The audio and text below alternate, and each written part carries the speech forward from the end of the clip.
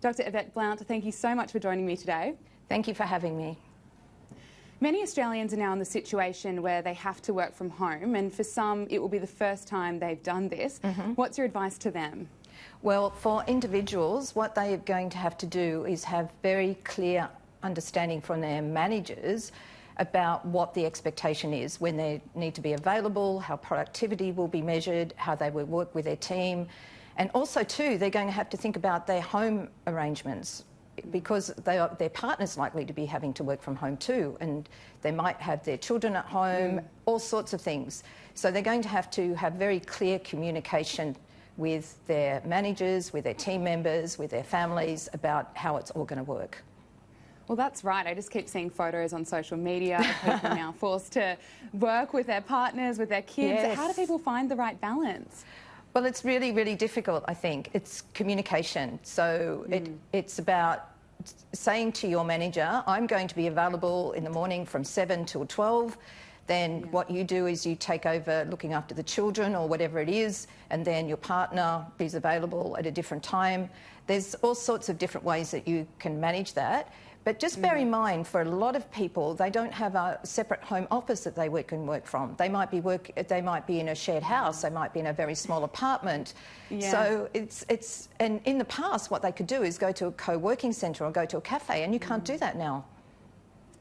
Yeah, it's certainly a big challenge. Yeah. I suppose one of the benefits from working from home is a lot of people will be saving the commute time. Absolutely. What should we be doing with that time? You know, should we be working then, or what are the best ways we can be using the new time we have? Well, in the past, what I found in my research, people use the time to work more.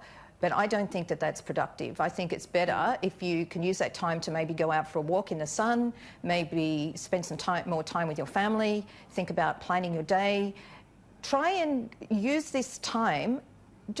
I think everybody's just got to remember that this is temporary, and at some point we're going to have to think about how we recalibrate, how we get people back into the office, and how we use working from home and flexible work in a bit more of a measured and constructive and sustainable way. Yeah, it's certainly putting businesses to the test. I think that was always, you know, an option or a path that businesses were wanting to go down, but this is now, really putting it to the test. Businesses now have to increase their IT capacity, so all their workforce can work from home. Do you think once we get through this pandemic, we'll have more people working from home in the future? Maybe, but we also have to remember that a lot of organisations over recent years brought their employees back into the office. So if you think about IBM and Yahoo and the Bank of America, a lot of those organisations had work from home programs, and what they did is they reversed them and got them all to come back into the office, so they had physical proximity again. So I think that when you look at the research, it's very clear we're social beings. We need to be together sometimes to collaborate and communicate. So the best thing, really, when we think about flexible work, is to have some opportunities where we're together, so we can have those opportunities, water cooler talk, try and develop relationships, those sorts of things that you can't do electronically, and some opportunities for people to work from home. So it really is about working at the right place at the right time for the right type of work.